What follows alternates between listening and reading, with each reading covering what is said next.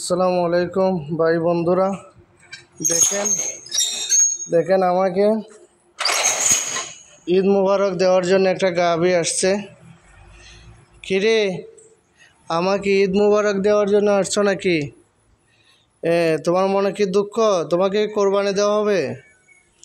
হ্যাঁ, দেখেন রে, এই গাভীটা আসছে ঈদ মুবারক, অথচ গাভীর এই দেখেন রাস্তা, গাভীর মালিক নাই।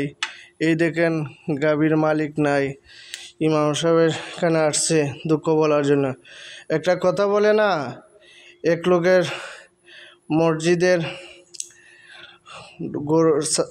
গরু ঢুকে গেছিল গিয়া, বলছিল যে গরু বুঝে না, এই জন্য মসজিদে আসে। আর গরুর মালিক বলছিল যে আমি বুঝি বলে মসজিদে আসি না।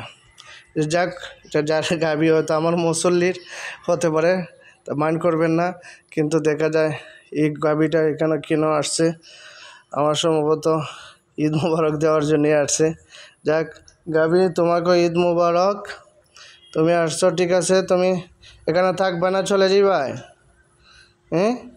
তোমার কি হয়েছে? হায় রে গাভী, তুমি তো আমাকে দেখার জন্য আসছো, আমাকে তো কেউ দেখার জন্য আসে নাই।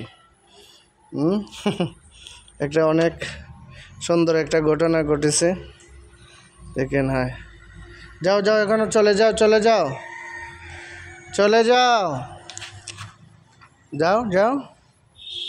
দেখেন এখানে কেউ মালিক কেউ নাই।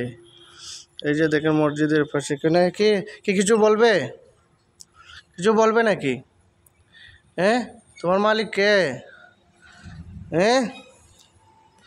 তোমার মালিক নাই নি? মালিক নাই? ঈদ একটা গাড়ি আসতেছে ঈদ মুবারক দেওয়ার জন্য, গাড়ি আসছে।